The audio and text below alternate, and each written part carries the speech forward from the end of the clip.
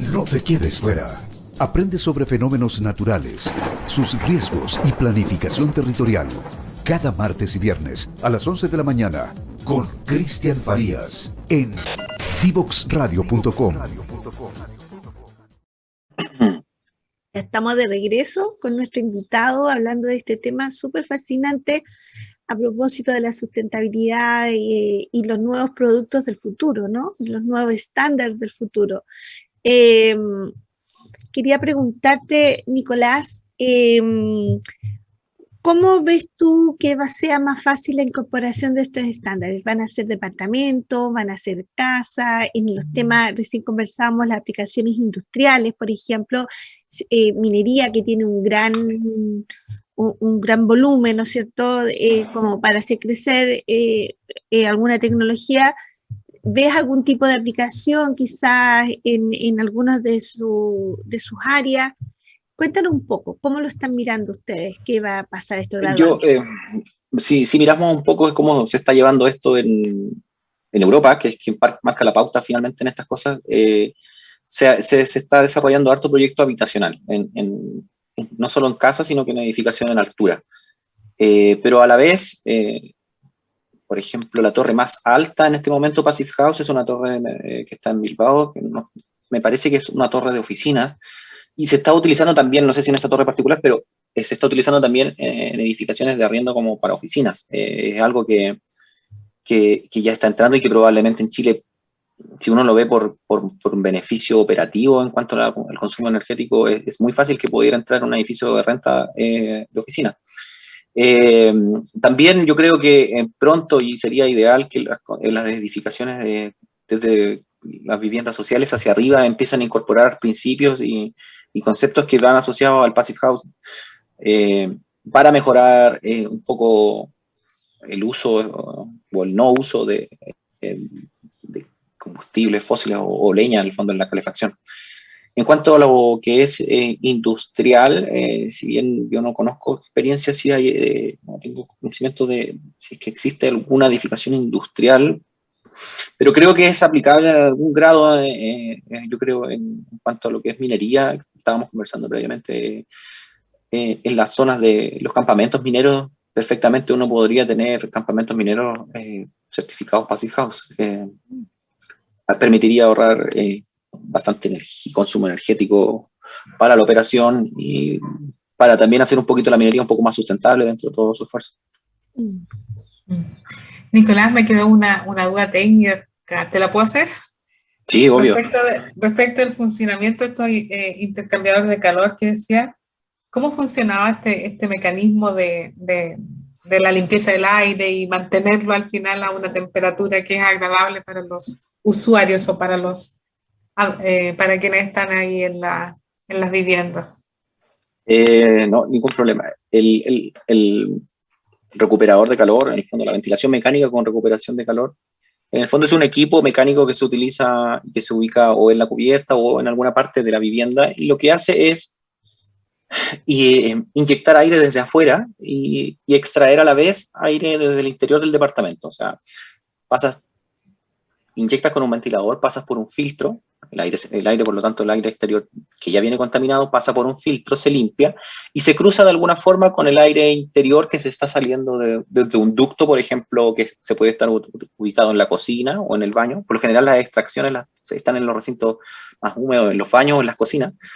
Y ese aire viciado que sale con alguna temperatura mayor se cruza con el aire que está ingresando en el intercambiador de calor, se transfiere de alguna forma la temperatura que traen los dos y en el fondo optimizas y aprovechas toda esa masa térmica del aire y vuelves a pasar por un filtro y vuelves a inyectar nuevo aire renovado. En el fondo, el circuito más simple y más sencillo es: sacas tu aire de la casa, lo pasas por la máquina y lo tiras hacia afuera, y a la vez yo inyecto desde afuera, paso por esta maquinita e inyecto de nuevo aire más limpio pasado por filtros y a una temperatura constante. El recuperador de calor prácticamente tiene una resistencia de un consumo muy bajo en la salida, lo que hace que si tú necesitas que ese aire suba un par de grados, lo calienta con la resistencia y te está entregando finalmente el aire que tú requieres a la temperatura de los 22 o 23 grados, que es lo que se busca. Y esa renovación se hace constante todo el día porque el recuperador funciona 24/7. En la noche ya la máquina en sí, el funcionamiento de la máquina tiene modo nocturno en el fondo, que lo que hace es que en la noche te enfría también el departamento en las épocas de verano porque aprovecha el aire más frío de la noche y empieza a inyectar en la noche como una especie de... Se llama free cooling en el fondo, como que estás enfriando gratis. Es aprovechar la temperatura de la noche para poder enfriar la temperatura cuando estás en verano. Y en invierno, asumiendo que en invierno tú estás en una zona muy fría, pensándolo en el sur, por ejemplo, a 6 grados en el día, inyectas aire frío, y lo pasas por este intercambiador de calor y se cruza con el aire viciado, pero con temperatura, y vuelve a inyectarlo después limpio, pero con una temperatura mayor elevada. Más o menos ese es el funcionamiento del intercambiador de calor y que es la máquina que hace que respire finalmente en esta vivienda. Porque también tú tienes la hermeticidad y además tú tienes ventanas que prácticamente no es necesario abrirlas, porque tú, en el fondo uno por concepto abre las ventanas de las casas porque necesita ventilar. Pero en esta metodología de construcción no es necesario ventilar porque tú vas a tener un aire renovado y vas a estar extrayendo e inyectando aire continuamente, por lo tanto no necesitarías ni siquiera abrir las ventanas.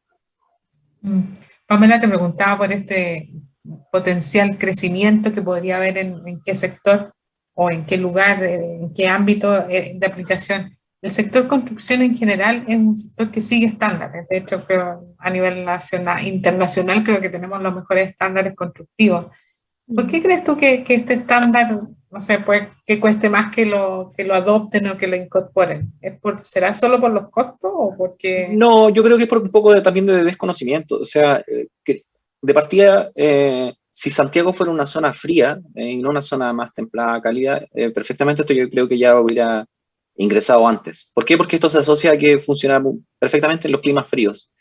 Entonces, como Santiago es lo que da la pauta finalmente para las regiones, un poco la mala centralización que tiene el país, yo creo que no ha penetrado porque no hay tanto conocimiento, recién se están trayendo profesionales para certificar, se está incorporando de a poco en los planes de descontaminación atmosférica que se están introduciendo en la normativa para las zonas del sur, se están introduciendo algún tipo de conceptos, pero yo creo que es un tema de tiempo. No veo más allá de 10 años a lo mejor donde ya incorporemos, no sé, como te decía, no sé si se llegue a hacer obligatorio el uso de la certificación Passive House, pero tú perfectamente puedes incorporar todos estos principios y obtener viviendas de mayor calidad y no a un costo mayor en el fondo. O sea, si bien puede subir un poco el costo de la construcción, pero no es algo tan considerable dentro de toda la ecuación. Creo que hacia allá vamos. Creo que es algo un poco necesario si queremos pensar en cómo optimizamos nuestros recursos y cómo también limpiamos o mejoramos el medio ambiente. En mi caso particular, yo vengo del sur de Chile y la leña es algo que predomina ante todo, por lo tanto, eso tiene fecha de caducidad y de alguna forma uno tiene que buscar alguna solución. Entonces, esto se abre como una alternativa para incorporar incluso en las zonas contaminadas. Esto es un tema de tiempo. Yo creo que ya nosotros estamos asesorando a la inmobiliaria Urbes que está trabajando en este proyecto Loíza. Pero a la vez la inmobiliaria Urbes también tiene nuevos proyectos a futuro que ya van a empezar a incorporar edificios certificados, por lo tanto, bueno, es un tema de una reacción en cadena que probablemente más edificios, yo sé que hay otras inmobiliarias que también están aplicando conceptos similares, por lo tanto, en algún momento la industria va a empezar a migrar a esto, pero claro, los cambios cuestan implementarlos, la industria constructiva siempre ha hecho las cosas, se construye bien, pero se hace de la misma forma, siempre no es tan innovadora en el fondo. Entonces, los cambios cuestan un poco, pero una vez roto esa inercia, yo creo que empieza a funcionar todo más rápido. Yo te quería preguntar por el nombre, ¿por qué significa Passive House? ¿Por qué el nombre? Porque en el fondo lo que son casas pasivas, en el fondo tú no estás calefaccionando, pero pasivamente, no estás incorporando nada más que un diseño pasivo en el fondo. Esa es la traducción y en el fondo es un concepto donde mediante técnicas y conceptos constructivos, tú vas a obtener algo, pero pasivamente en el fondo, no activamente, no estás incorporando nada más. Pero son caminos distintos. Por ejemplo, uno podría pensar ya verde y le coloco un panel solar, pero sigo calefaccionando a lo mejor, y eso no es lo mismo. Pues aquí la idea es que tú aproveches las condiciones naturales que tienes y por lo tanto no necesitas o no demandas más energía, aunque Exacto, sea sí, energía renovable. exacto. Bueno, dentro de todo el diseño, a lo mejor no lo comenté, pero desde la concepción, de la edificación, lo que se busca es aprovechar lo máximo la energía solar, en el fondo utilizar la orientación de la edificación ya tiene que estar definida por donde tú vas a recibir mejor sol y cómo aprovechar eso es complementarlo con todos los otros principios, pero en el fondo se busca desde el inicio incorporar tus recursos disponibles sin incorporar nada más.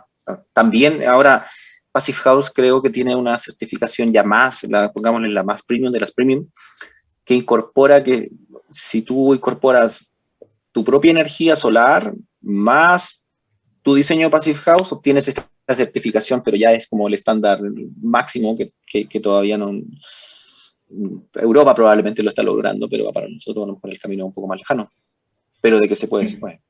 Nicolás, y ya que la PAM me preguntó por el nombre, ¿quién era el generador o el creador de este estándar? El creador es un físico austriaco, pero que trabajó o sea, que vive en Alemania, por lo que entiendo, pero se llama Wolfgang Feist, y es el ideador de este concepto, en el fondo, de cómo construir de mejor forma, aplicando un poco de física. Diseñó esta metodología de decir, ok, voy a diseñar una casa que es como, voy a hacer un termo, porque lo voy a aislar completamente por fuera, donde adentro voy a tener todo, pero además, como voy a tener una casa tan aislada, voy a necesitar incorporar un equipo que me haga respirar este termo y voy a tener una temperatura constante continuamente. Ahora, para comentar, hace poco, entiendo que Alfredo Guanchuñín es un arquitecto que también es Passive House Designer.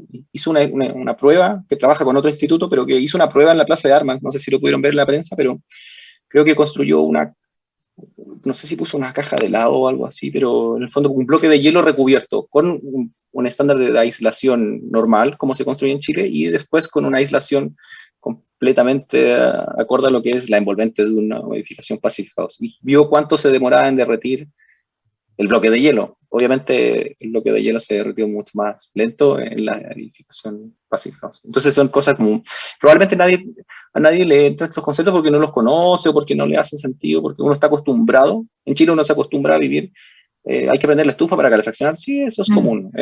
Si hay calor, sí, yo de partida vivo en un departamento con orientación poniente, el calor como que uno lo asume, o pongo un aire acondicionado, pero nadie se preocupa quizás de pensar cómo se pudo haber hecho esto mejor para haber tenido una condición más grata o un confort finalmente para el usuario final. Tremendo. De hecho, bueno, ojalá que empecemos a usar más estos estándares, porque no solamente es cambiar energías renovables, sino que también hacer un uso eficiente de la energía. Y el cambio cultural, ¿cómo lo ves tú? Porque a veces uno podría pensar, a lo mejor tenemos esto mismo, pero uno va a mirar y va a decir, está lloviendo, tengo que prender la estufa igual, así como que también Sí. hay cambios culturales acá, uno claro, está como seteado con... Imagínate el tema de las ventanas, lograr introducir a alguien, decirle, no es necesario, no lo hagas, no abras las ventanas porque no necesitas ventilar, es un cambio que cuesta y introducir algo nuevo siempre va a costar. Yo creo que al principio todo cuesta, cualquier cambio, yo creo que por defecto el humano es un poco reacio a los cambios en un comienzo, pero cuando ya vas viendo que lo va haciendo más gente, vas asumiendo realidades y yo creo que va a costar a lo mejor en un comienzo, pero ya una vez que estás dentro de este mundo, creo que va a ser súper simple. Ya, yo creo que estar dentro de una vivienda donde tú tengas, primero no tiene ruido, porque ya que no tiene toda esta aislación, casi que no hay ruido al exterior, donde la temperatura donde tú vas a estar adentro va a ser constante y va a ser agradable y te vas a olvidar del resto y probablemente te vas a entregar muy rápido al confort porque vas a sentir que es mucho más beneficio que pérdida en el fondo. ¿Cuándo se lanza o ya se lanzó lo del edificio de Ñuñoa? El edificio está en construcción en este momento, lleva alrededor de un 80% de avance. Ya. Yo creo que va a estar para entrega marzo del otro año, me da la impresión. Y claro, este edificio, bueno, está el edificio Eloísa, que es la inmobiliaria Urbes, y a la vez está un edificio que se llama Student, que es una residencia para universitarios, que también va a ser certificada. Entonces, va a tener la posibilidad, gente, creo que el edificio ya está en venta, ya se vendió, pero la gente que viva en las residencias universitarias va a tener la posibilidad de estar en algo que no hay mucho donde vivir esa experiencia, y creo que rápidamente el boca en boca va a ser algo útil y probablemente se empiece a replicar rápidamente. Hay que hacer difusión de eso, entonces. Sí, el proyecto está en Ñuñoa, si algún día quieren pasar por Ñuñoa, está en la Jorge Monkeberg, cerca del metro, muy cerca de la Villa Frey. Está, sí, yo diría que como frente a Jorge Monkeberg con la calle Ottawa, está ahí en Ñuñoa, cerca del metro Villa Frey, si no me equivoco. Buenísimo. Pero, ¿y en regiones, en los lugares donde más se usa leña, por ejemplo? ¿Están pensando en llegar para allá? Sí, hay proyectos a futuro, en Concepción, si no me equivoco, y por ejemplo, yo sé que en Temuco hay condominios de casas que a lo mejor no están certificados, pero que fueron aplicados estos conceptos y que por la experiencia y los testimonios de los usuarios, realmente es otra cosa. O sea, no te olvidas de gastar en la calefacción de partida. Ya vivir en algo cómodo y sin ruidos, con temperatura, con aire renovado, es perfecto. Pero además, el costo calefacción no existe. Y ese costo calefacción en el sur sí pesa, en el fondo, porque tú tienes que considerar prácticamente todo el año, salvo algún mes en enero, pero el resto del año, por lo general, tú tienes que calefaccionar de alguna forma. Entonces yo creo que sí, entiendo de que hay nuevos proyectos hacia el sur. Acá en Santiago, como te decía, está esta residencia universitaria, está este edificio, y hay otros inmobiliarios que están trabajando con proyectos similares. Entonces, de a poco esto va a ir creciendo y en algún punto yo creo que va a empezar a ser un poco más exponencial. Esperemos que sea así para todos nosotros, porque también trae un beneficio para todos. Finalmente lo que se busca es entregar un beneficio al usuario final, ¿no? Eso creo yo. Exacto, y qué bueno que el conocimiento se esté aprovechando en este tipo de soluciones, porque a veces el acceder al conocimiento, como tú dices, no se conoce y por eso no se aplica, porque a lo mejor los costos pueden no ser tan altos o se pueden compensar con otras eficiencias por otros lados. Así que ojalá que les vaya bien con el edificio y con los proyectos que tienen en este momento. Pues ya estamos terminando con este segundo bloque. Te queremos agradecer el haber estado acá con nosotras. Una interesantísima conversación y que de verdad ojalá prospere. De verdad ojalá prospere harto esto. Sí, no, les doy las gracias también por haberme invitado a conversar estos temas que a veces no son un poco más técnicos, quizás no hay tantos espacios de repente para conversar, y en este tiempo incluso porque me haya tocado estar en una entrevista un poco más corta, pero se agradece ese espacio en el fondo. A nosotros nos interesa el tema técnico, así que hasta la pregunta técnica te dice. ¿Sí? No, sí, siempre disponible para cualquier cosa. Muchas gracias. Muchas gracias, Nicolás. Bueno, gracias, que estén bien. Chao. Nos vamos a la pausa nosotros. Bueno. No te quedes fuera. Conversaciones de educación, aprendizaje y tecnología. Cada lunes y miércoles a las 15 horas con Nicolás Soto en Tareas de Tecnología. Somos divoxradio.com.